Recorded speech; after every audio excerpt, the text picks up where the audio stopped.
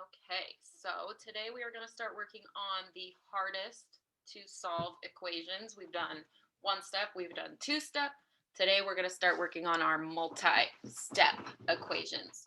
So these are your right side notes. Our essential question to copy down: how can I solve for a variable in equations that require multiple steps? So again, multiple steps this time.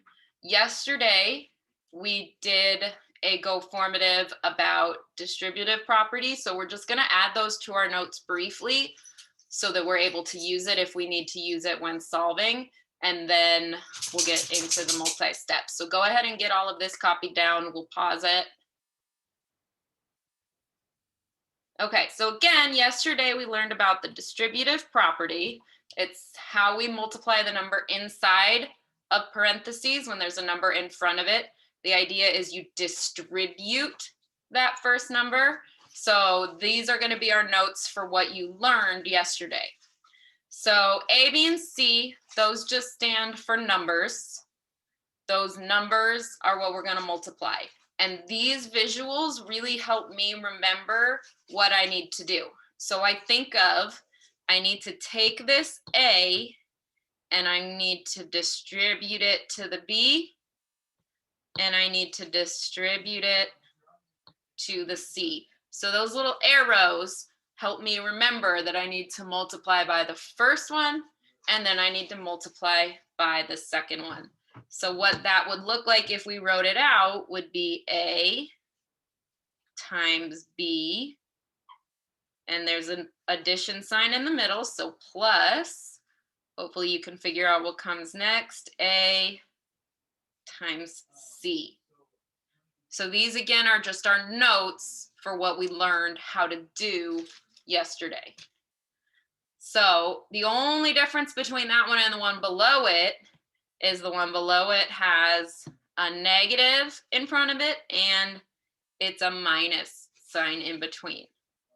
So stepwise, I'm still going to distribute. So I'm going to show distributing the A to the B and show distributing the A, in this case, to a negative C.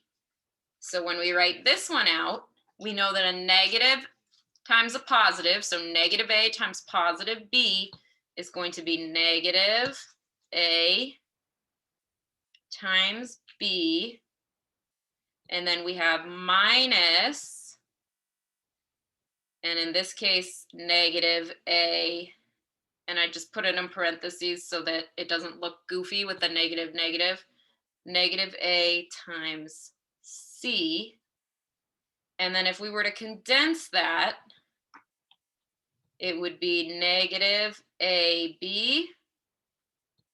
Okay, so then we have minus a negative, which is the same thing as plus AC, because if I highlight this chunk here, I'm going to add to my notes just so I remember, minus a negative is the same as plus a positive. So that double negative equals a positive. So there's your notes for distributive property. Here are our example problems. Why don't you copy it down and then we can do them together. I put a variable in there because obviously we're going to be working with variables. Okay, so if I'm doing my work here, I need to distribute the 8 to the x and distribute the 8 to the 2. You end up with 8 times x plus 8 times 2. And we simplify that. We just write that as 8x, and 8 times 2 is plus 16. So that's hopefully pretty easy for you. Okay, the one below it is only different because there's a negative and it's subtraction instead of addition. So again, I'm going to distribute the -2 to the 2 and distribute the -2 to the -x. End up with -2 times 2 minus -2 times x. We know that -2 times 2, positive times a negative, equals -4. And we've got this double negative here. So instead of minus 2x, it's actually plus 2x. So -4 plus 2x. So hopefully that was just review from yesterday, but now you have it in your notes if you need it. So now we're going to move on to multi-step equations. So go ahead and copy this down. Multi-step equations are when we have variables on both sides of the equal sign.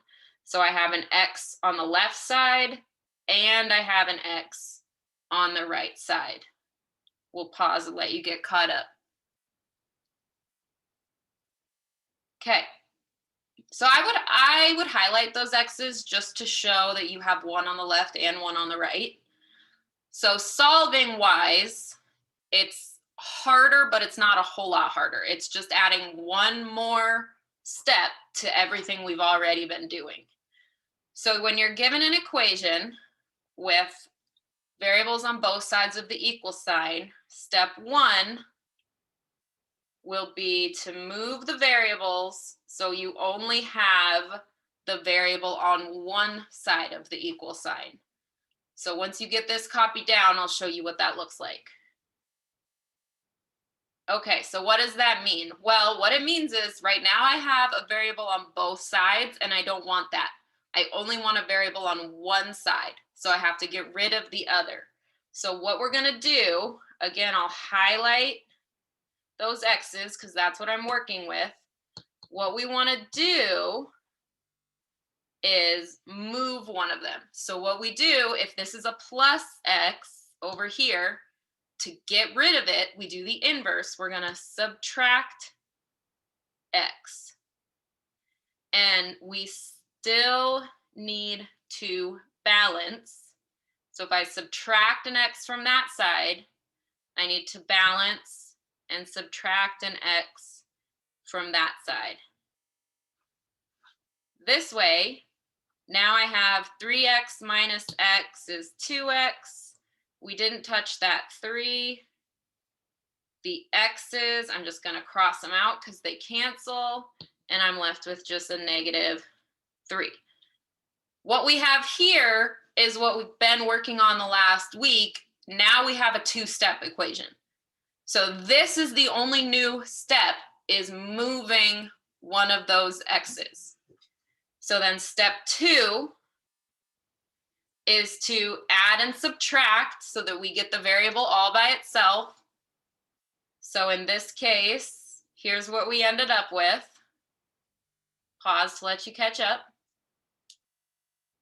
So if that's what we ended up with, now we need to add or subtract so that I have a variable all by itself. So in this case, I need to get rid of this +3. So I'm highlighting in each step the numbers that we're using. To get rid of +3, we know that we need to subtract 3, but what I do to one side, I do to the other. So if I subtract a 3 there, then I need to subtract a 3 on that side. Then we just do that math. Didn't touch my 2x. I can cross those 3's out because they're going to make a 0. And then I've got -3 and 3 more negatives. Should be -6. So there's step 2. Questions so far? Okay.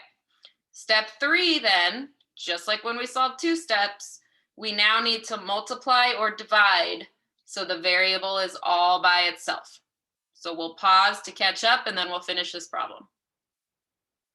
Okay, so again, I'm going to highlight the part that I'm going to work with, which in this case is this 2, because I don't want 2x, I just want x.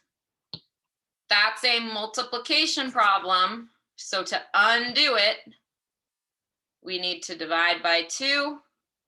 What I do to one side, I do to the other. So I need to divide by 2. Can cross those 2's out. And then I have x equals a negative divided by a positive is a negative, and 6 divided by 2 is 3. And then somewhere in your notes, add this highlighted piece that says, remember to balance. The reason I put it over on the side is because for all 3 steps, we have to balance. So for every single step, it's a what I do to one side, I do to the other, every step. So when I move the x, what I do to one side, I do to the other. When I move the units, what I do to one side, I do to the other. When I multiply or divide, what I do to one side, I do to the other. All 3 steps. So I also wanted to show you guys that we can do it the other way too. So I'm going to do the same problem, but I'm going to move the x to the other side, and we'll see if we get the same answer. So again, I'm going to highlight where I'm at. So if I'm at step 1, that means one of these x's needs to go. Last time I got rid of this one. So this time we're going to subtract a 3x. Balance, what I do to one side, I do to the other. So if I subtract 3x there, I subtract a 3x there, and you can only subtract from the x. You have to combine like terms. So then I can cross those out because that's going to make a 0. You've got 3 equals, if I have a positive x and 3 negatives, those 2 will cancel. So you have minus 2x, and I didn't do anything to that 3. So this is the same problem, I'm just doing the different side. It doesn't matter what side you do, you should always get the same answer. So there's step 1. Let's move my step 1 over here. So then step 2 is going to be, I've got 3 equals negative 2x minus 3. Step 2 is to get rid of the number that's being added or subtracted next to the variable. So to get rid of minus 3, I add 3. What I do to one side, I do to the other. So I need to add 3. That's balancing. 3 plus 3 is 6. Didn't do anything to my minus 2x. And those 3's make a 0. So there's step 2. And then finally, we have step 3. So I have 6 equals negative 2x. Step 3 says to multiply or divide to get x by itself. So here, I didn't highlight last time, I should have. Here's the number I was getting rid of there. Here's the number I need to get rid of here. So to get rid of multiplying by negative 2, I need to divide by negative 2. What I do to one side, I do to the other. So if I divided by negative 2 there, I need to divide by negative 2 there. We know that a positive divided by a negative gives me a negative 3. And then those will cancel, leaving you with just x. So you'll notice that I got x equals negative 3 here and x equals negative 3 there. So those are the end of your right side notes. What questions do you have? All right, left side. So now we need to practice, hopefully remembering our 3 steps. So here is the first one. Let's go ahead and copy it down and try and solve. Okay, when I solve this, I'm going to try and go in and use the highlighter to help. So I need to get rid of one of those. I'm going to subtract a 3x. What I do to one side, I do to the other. So I'm going to subtract a 3x there. 6 minus 3 gives me 3x plus 2. Those will create a 0. And the 11 just drops. Step 2, we need to get rid of the number next to the variable. So I'm going to subtract 2. What I do to one side, I do to the other. So I'll subtract 2. Didn't touch the 3x. That creates a 0. And 11 minus 2 is 9. And then step 3, I need just 1x, not 3. So we are going to divide by 3 here, divide by 3 here. We know those cancel, and 9 divided by 3 is 3. So step 3 is in purple, step 2 is in greenish blue, step 1 was in red. Okay, here's another one. Go ahead and do the same thing. Okay, I'm going to highlight my steps. So in step 1, I need to move one of those x's. I tend to always do this side, doesn't really matter though. So minus 2x, what I do to one side, I do to the other. So subtract a 2x from both sides. Those -2 and 2 more negatives is -4x plus 10. That will make a 0, and we're left with -6. There's step 1. So step 2, I need to get rid of the number that's being added or subtracted to the x. So to get rid of plus 10, I need to subtract 10. What I do to one side, I do to the other. So I need to subtract 10 from both sides. Didn't touch that -4x, so that stays. That made a 0, and -6 and 10 more negatives is -16. So there's step 2. So finally, step 3, I don't want -4x, I just want x, so I need to get rid of that multiplying by -4. To do that, we divide by -4, keep track of your negatives. What I do to one side, I do to the other. Those 4s cancel, leaving me with x. A negative divided by another negative is a positive, and 16 divided by 4 is 4. Okay, go ahead and solve number 3. Okay, I'm going to highlight what I'm working at. I wrote it in a little different order this time. So I have a -x, or I've got this 4x here. Let's do it the opposite way this time. So even if you did it the other way, our answer should still be the same. But I'm going to move the x on the left so that I get a positive. So to move this -x, I need to add x. To balance, what I do to one side, I do to the other. So I add an x there. So I didn't touch the 6. That made a 0. 4x plus another x is 5x. And I didn't touch that -4. So there's step 1. Step 2, I need to get rid of the number that I'm adding or subtracting to the x. To get rid of -4, I need to add 4. What I do to one side, I do to the other. So I'm going to come in here and add 4. 6 plus 4 is 10. Didn't touch the 5x, and those 4s should cancel to a 0. There's step 2.